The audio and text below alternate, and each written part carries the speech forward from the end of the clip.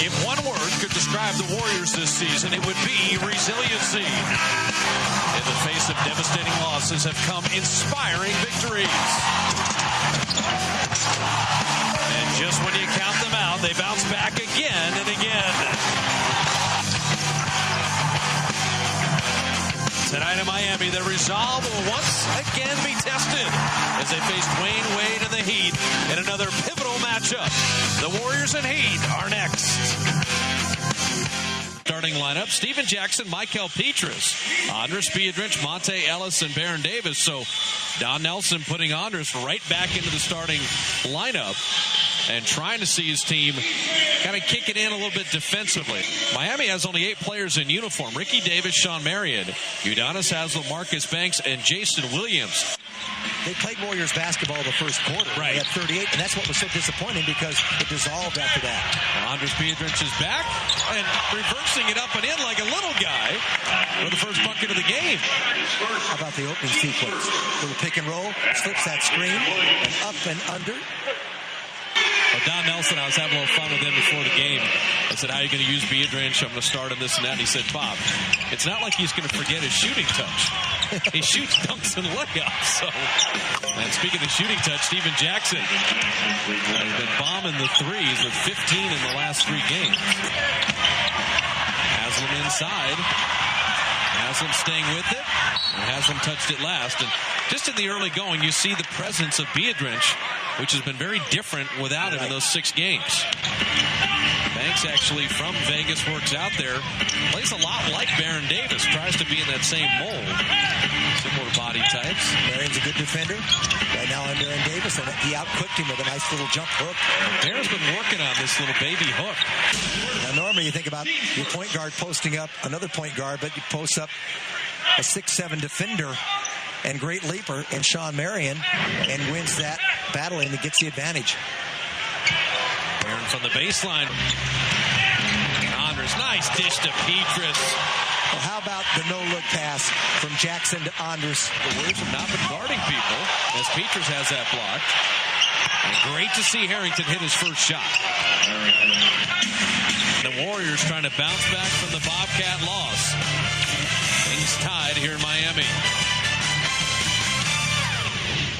As a collective group, the Warriors just have to dig in defensively. Don Nelson is hot. He is up and calling out the troops a bit, but Harrington hit the first jumper, now hits a 3. Hopefully tonight is the night that Al's mini slump ends. And the overplay there. Petras with an excellent play. Throw ahead to Monte. Better pass to Jackson. And he throws it away. Overpassed. Depleted as it is. And so far it's working pretty well. He's only got 2 players essentially off the bench. Chris Quinn and Mark Blunt. Well, Harrington drops another. Jackson 3 is right through, and the Warriors are striping it from beyond the arc. 4 of 7. And it's a good thing. But that can be temporary. Your defense has to be constant in this league if you want to win on a consistent basis. Jackson. It's just free shooting right now. It's the best Steven has shot the 3 as a Warrior over a stretch of 4 or 5 games. That's a long 3 from Jason Williams. A nice answer for them. Both teams shooting better than 50%, and it's not going to be an easy night in Miami. The Heat playing very well early. Warriors up a deuce, 2:09 remaining in the first. We hook up with Matt Steinmetz. And Matt, Warrior tempo, according to the coaching staff, it's not just on offense. No, I talked to Keith Smart before the game. I said, hey, give me something to look for tonight. He said, we've got to get back to Warrior basketball on offense and on defense. And what that means is we got to get back to attacking. We've got to go to the rim on offense, take the ball to the basket. On defense, we've got to force deflections. We've got to get after him defensively and kind of create havoc with our defense. Chris Quinn out of Notre Dame. He's going to play it safe, but you get an open shot, he's going to shoot it. Never drafted. Made the championship team. Barron kicking it out to Jackson. Another good look at a 3. Stephen Jackson is just burying it. Warrior offense has not been a problem. They've shot 50% from the field and made 6 threes. T.J. Watson beating the shot clock. He's been aggressive since he's entered the game. I like it. He's got a little spring in his step. Here's Quinn at one, hanging three. Why not? Miami's shooting 55% from the field, and the Warrior lead is one after the first 12 minutes.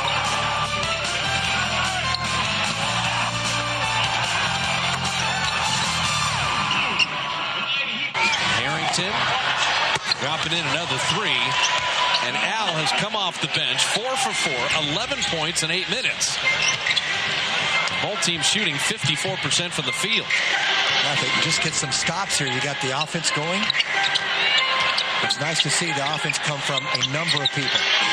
Shot clock down to 9. Trying to get a running start. If he goes to the right, he's tough to stop. Jackson met Marion there right at the apex. Baron Davis doing just that. Right at Blunt. And that's your point guard finishing over the center, depending on the mood. Chris Quinn. With C.J. Watson doing a nice thing there. He closed out on the three. Quinn, a very good catch-and-shoot three-point shooter at 41%. It's amazing, just contested shots versus wide-open shots in terms of the percentage drop. Harrington, keep on firing Big Al. He has got it locked and loaded. Harrington is 5 of 5 from the field. Bouncing back after a 2 of 6 shooting in Charlotte. Barron deflected that. Love those deflections. You just want to keep pouring it on here. That's what they failed to do in Charlotte. But I liked him. The beards are starting to follow the Warriors around. There was a sign, fear the beard, in Charlotte. And for the Warriors, fear the three-point shot. The way Steven Jackson and Al Harrington are shooting from distance. I love seeing those beards. That's fun. Al Harrington. 7 threes between the two of them, and they are absolutely launching. Steven 4 of 6. And Al Harrington, a perfect 4 of 4. You love to see that. They're really getting it up in the air and giving it a chance to go in. Shawn Marion has been getting inside quite easily. Already with 12 points on 6 of 7 shooting. And these are not all the same dunks. But he's having fun running the floor. It's not Nash dealing the ball to him. He's one of the great finishers in the game, particularly in the open court. But discouraging to see him do that in a half-court set. You've got to force him into becoming a jump shooter. You want to see what a pump fake, just a little pump fake can do. Steven Jackson did it perfectly. He just got his man inside off balance on the missed shot from Monte. Monte misses it short. Watch Steven Jackson. A little up fake, got Marion in the air. That's all he needed. And Jackson completing the three-point play. Ricky Davis missing there, and Biedrins bothered him. Haslam blocked. What a great play by Azubuike. Monte from the baseline, and there's his first bucket. Monte Ellis. And C.J. Watson saved the dunk. Jackson right to the rim, and that's just beautiful right there. When the Warriors run, go right at the smaller Heat. Now, this is interesting. Brandon Wright coming in. How about those 23 minutes he played in Charlotte? But that was his first, kind of hit the wall a little bit. That he was in the NBA. He got knocked around, pushed down, shoved, everything like that. And he knew, just another learning experience for him. And Brandon Wright alongside Biedrins. This is what we've been looking forward to. C.J. Watson's played well. He stayed in the ball game. And Barron and Biedrins. What a great play. Warriors are playing the zone here. Dwayne Wade is in uniform, but not playing. Watson with a steal. And Brandon Wright picking up the garbage. Those are the kind of plays that Brandon Wright will make his entire career. A lot like Shawn Marion, following up fast breaks and swooping up and capturing that rebound and converting. But Nelly's told him, look, I want you running the floor. Get ahead nicely there. Yep, and he's got to run a little harder, a little faster. Is Quinn going to miss? Finally. Biedrins ripping down the rebound. Brandon Wright would have had another layup the other night if he'd run hard. He was trying not to mess up the play, but that's all part of the learning curve. Barron right around Ricky Davis, and the strength of Baron Davis getting himself to the line. Nice move, nice rocker, couldn't finish. Ricochet right to Monte Ellis. Azubuike, and there it is. There's just a little pump fake, a little hesitation. Then you own the defender. Patience. And you don't try to rush things. And particularly with Marion. Yeah. He's going to leap at an eyebrow fake. That's the way. I tell you, this group, Barron's got quick hands, Watson's got quick hands, and Monte's got quick hands. And Azubuike has a quick mind. Nice play from Monte underneath. It really is. And then Azubuike goes the other side. Stephen Jackson 17, Harrington 14 for the Warriors. But Monte only 2 points on 1 of 5 shooting. Watson from deep, and he drops in the 3. I can't remember when Miami's run this well. They're in the middle on the zone. Clock at 7. He doesn't panic, does he? Shoots over Chris Quinn and drops it in. Warriors led by 1 after the first 12 minutes, by 12 here at halftime, despite Miami being willing to run with them. Sean Marion probably thought he was part of the Phoenix Suns again in our forward focus because he was able to get to the rim and explode with numerous dunks. Well, I think without Dwayne Wade and without Shaquille O'Neal and the big man Noah Alonzo Mourning for the last couple of months, they decided to go out and try to beat the Warriors at the same game. But the difference was the Warriors' three-point shooting, 9 of 20 overall.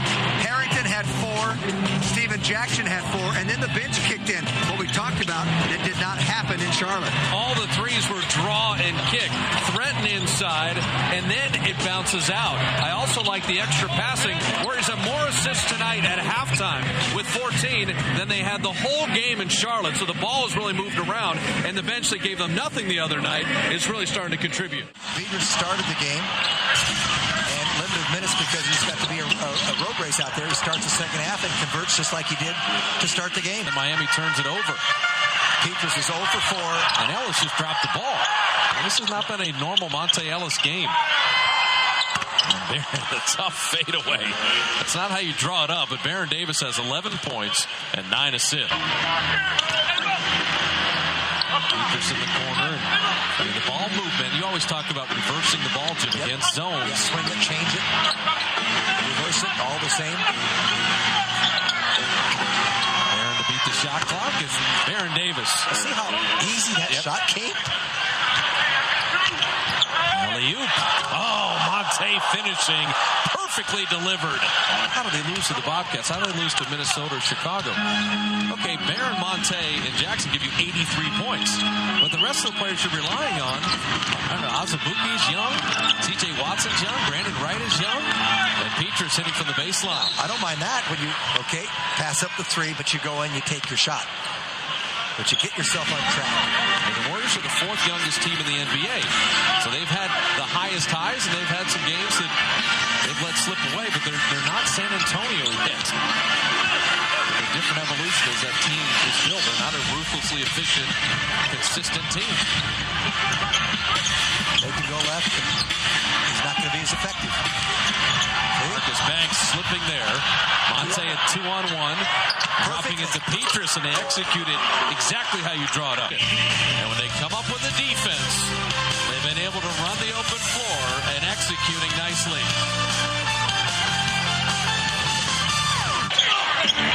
Banks is 6 of 10, but his field goals has only been 1 jumper. And there's Monte missing. And Peters working the offensive glass. Warriors only 5 turnovers, so taking good care of the ball. Marion posting up on Barron. And Jackson deflecting that. Now on the 3rd repost. And Marion having it blocked. That's good team defense.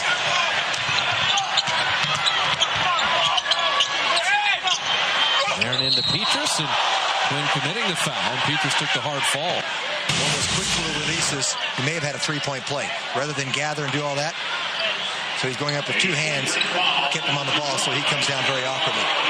Quick little shovel shot off the backboard, maybe gets you a 3-point play, but the Warriors may do that anyway because they've called it. I think they called this. It's a flagrant foul. It's a flagrant 1. Saying the contact by Quinn was excessive and unnecessary. that was much more. Alexander Johnson just threw his body into it. That was much more egregious than this. Oh, absolutely. And there's that Monte alley-oop that the Warriors execute so beautifully on the out-of-bounds play. Jackson saying, we keep getting these teams with that play. You know, we're getting surprised by it. And Al Harrington dropping in the three. Another alley-oop, and Petrus ripping that down. And Monte, that's a Barron impersonation. Nice delivery. Yeah, from about 45 feet. Jackson from deep, and Steven Jackson from three-point land has 5 tonight. You wonder, why do the Warriors wear their orange? Why do they wear their blue? How do they pick the uniforms that they're going to wear on a given night? Well, Matt Steinmetz went into the locker room and found out. Thanks, Bob. Now, sometimes you notice that the Warriors wear their midnight blue on the road, and other times they wear the Golden Gate orange. Thanks, Jack. You may wonder, how do they decide which ones to wear? Well, a lot of superstition plays into it. Eric Hausen, the equipment manager, decides, and the bottom line is this. If the Warriors win in their blue, they stay blue the next game. If they lose in the blue, they go to orange. Tonight, the Warriors in orange because they lost to Charlotte the other night. The goal, be in orange tomorrow in Orlando. And the Warriors built such a big lead that the starters could get some rest in advance of Orlando. And Monte Ellis has come alive here in the third. Petrus will come up with the steal, working with Monte. Perfect. Well, you get 3 games in 2 days. That's really tough. Again, and he's really done it. When a team goes 3-29, you can get them in that here we go again mode. Of course. I mean, it's a natural psychological phenomenon that will occur whether you want to or not. And they finally close out a quarter with a nice wide open shot.